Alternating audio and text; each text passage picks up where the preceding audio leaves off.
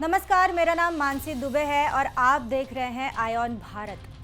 आपने खुफिया एजेंसियों के बारे में बहुत सुना होगा, जैसे कि raw, IB, FBI, CIA, Mossad. ये सब अलग अलग देशों के लिए काम करती हैं, लेकिन एक ऐसी खुफिया एजेंसी भी है जो सिर्फ एक देश को नहीं बल्कि पूरी दुनिया को कंट्रोल करती है, जो इतनी ताकतवर है कि दुनिया की कई पावरफुल हस्तियां जैसे पॉलिटिशियंस, एक्टर्स, बड़े बड़े गवर्नमेंट ऑफिसर्स इसके मेंबर हैं।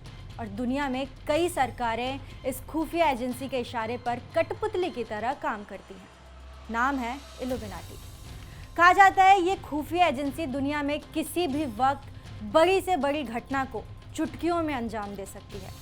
आपको जानकर हैरानी होगी कि ये इतनी बड़ी खुफिया एजेंसी होने के बाद भी कोई नहीं जानता कि इसको ऑपरेट कौन करता है। इल्यूमिनाटी के एजेंट्स को कमांड कौन देता है और इसका हेडक्वार्टर कहाँ है। आपको इल्यूमिनाटी के सस्पेंस और थ्रिलर से भरी दुनिया की एक एक डिटेल बताएंगे। इल्यूमिनाटी एक सीक्रेट सोसाइटी है जिसके मेंबर किसी देवता की नहीं बल्कि शैतान की पूजा करते हैं। आपको अनसॉल्व मिस्टीरियस पिरामिड आई ज़रूर याद होगी, जिसे ज़्यादातर लोग रहस्य से जोड़कर देखते हैं। कई लोगों ने इसे समझने की कोशिश की लेकिन नाकामयाब रहे, सही तरीके से समझ नहीं पाए। शैतान लूसीफर को मानने वाले लोगों के मुताबिक ये आँख इस बात का प्रतीक है कि वो हमें हर जगह से देख रही है। हम जो भी काम कर रहे हैं उस पर इल्यूमिनाटी की नज़र है। बहुत कम वक्त में इल्यूमिनाटी का तेज़ी से विस्तार हो गया। 1976 से 1985 के बीच इसकी नींव एडम वाइसहाफ्ट नाम के शख्स ने रखी। बहुत जल्दी इल्यूमिनाटी वेस्टर्न कंट्रीज़ में पॉपुलर हो गई, जिसकी वजह से शैतान के नाम पर लोगों को बहलाना। इल्यूमिनाटी से जुड़े लोगों का मानना है कोई ईश्वर की पूजा पाठ करने के बाद अगर परेशान है तो उसे शैतान लूसीफर की पूजा करनी चाहिए, जो शोहरत और रुतबा दोनों दिला सकता है। इसी वजह से अलग अलग जगह ये सीक्रेट सोसाइटी फैल गई और आज भी सीक्रेट आइडेंटिटी के साथ हमारे बीच रह रही है। जर्मन फिलोसोफर एडम वाइसहाफ्ट ने 1 मई 1976 को जर्मनी के बेवेरिया सिटी में इल्यूमिनाटी ग्रुप की शुरुआत की थी। एडम जर्मनी की यूनिवर्सिटी ऑफ गॉटिंजेन में कैनन लॉ और प्रैक्टिकल फिलॉसफी के प्रोफेसर थे। ये तो एडम वाइसहाफ्ट खुशहाल जिंदगी जी रहे थे, लेकिन साथ ही साथ उनके अंदर एक नई दुनिया बसाने का सपना पल रहा था।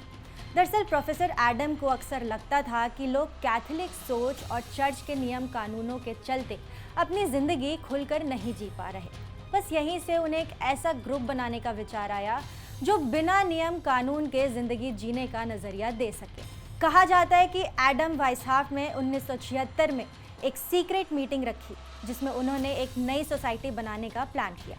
इस दौरान मीटिंग में उनकी यूनिवर्सिटी के 5 अन्य लोग भी शामिल हुए थे।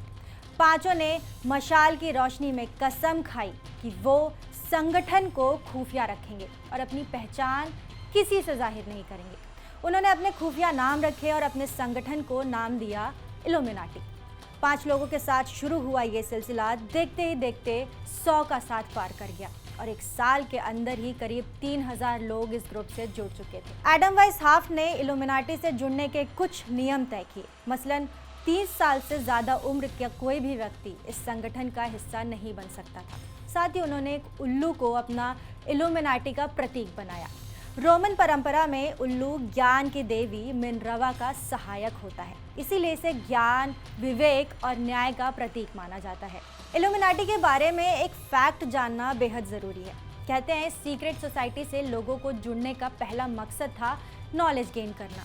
उनका मानना था कि लोगों के पास सामान्य से बहुत ज़्यादा ज्ञान होता है और दूसरा, इन लोगों के पास पैसों की कोई कमी नहीं होती।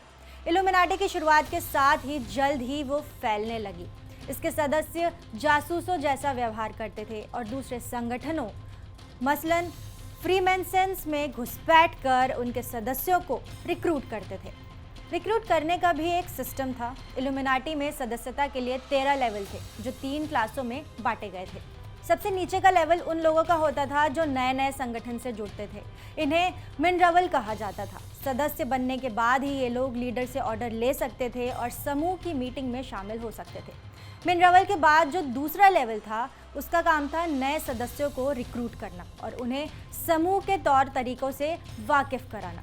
तीसरा और सबसे ऊपर के स्टेज में इल्यूमिनाटी के सबसे ताकतवर लोग रहते थे। ये वो लोग थे जो इल्यूमिनाटी का प्रोग्राम और एजेंडा तय करते थे। दरअसल ये लोग उदारवादी थे, जिन्हें अंग्रेजी में लिबरल कहते हैं। ये सत्ता में सुधार के हिमायती थे और चाहते थे कि लोग धार्मिक किताबों के बजाय तर्क संगत विचारों को प्रायोरिटी दें, लेकिन इन्हें सफलता नहीं मिली। 1977 में चार्ल्स थियोडोर बेवरिया के राजा बने, जो खुद उदारवादी के समर्थक थे। उन्होंने परिवर्तन की कोशिश की, लेकिन जल्द ही बेवरिया के रईस उनके खिलाफ खड़े हो गए। लिहाजा चार्ल्स थियोडोर को पीछे हटना पड़ा। इसी के साथ इल्यूमिनाटी की भी उल्टी गिनती शुरू हो गई। संगठन के ठिकानों पर रेड पड़नी शुरू हो गई। इन ठिकानों से सरकार को संगठन के कई खुफिया दस्तावेज मिले, जिनके मुताबिक इल्यूमिनाटी सच में दुनिया पर राज करने और दुनिया को कंट्रोल करने की ख्वाहिश रखते थे। एडम वाइसहाफ्ट ने खुद को संगठन का किंग यानी राजा का दर्जा दिया था और वो खुद को स्पार्टकस के नाम से बुलाता था। ये सब बातें जब बाहर आई तो इंग्लोस्टाड के ड्यूक ने इल्यूमिनाटी पर प्रतिबंध लगा दिया और एडम वाइसहाफ्ट को देश निकाला दे दिया गया। माना जाता है कि इसके बाद इल्यूमिनाटी पूरी तरह से खत्म हो गई। हालांकि अब ऐसा नहीं मानते। कहते हैं कि इल्यूमिनाटी आज भी एक्टिव है। कॉन्स्पिरेसी थ्योरीज की माने तो इल्यूमिनाटी दुनिया का सबसे खतरनाक संगठन है। हालांकि इन कॉन्स्पिरेसी थ्योरीज में कितनी सच्चाई है, इसका कोई रिकॉर्ड आज तक मौजूद नहीं है। वैसे इन थ्योरीज के अनुसार अमेरिकी राष्ट्रपति कैनेडी की हत्या से लेकर देशों के बीच युद्ध करवाने और सरकारें गिराने में भी इस संगठन का हाथ रहा है। आज भी इल्यूमिनाटी ग्रुप से जुड़े लोग रहस्यमयी जिंदगी जीते हैं। अमेरिकन सिंगर कैटी पेरी पर भी इस ग्रुप से जुड़े होने के आरोप लगे हैं। कैटी अपने कई म्यूजिकल एल्बम और अवार्ड नाइट परफॉर्मेंसेज में इल्यूमिनाटी से जुड़े चिन्ह दिखा चुकी हैं। इसके अलावा Bill Gates, Oprah Winfrey, Justin Bieber, Miley Cyrus, Madonna, Britney Spears, Lady Gaga, Kanye West, Kim Kardashian, Eminem जैसे सेलेब्स पर भी इस ग्रुप से जुड़े होने का शक है। अगर आपको हमारा ये वीडियो पसंद आया हो तो आप इसे ज़रूर लाइक करें और हमारे चैनल आयॉन भारत को सब्सक्राइब कर लें। धन्यवाद।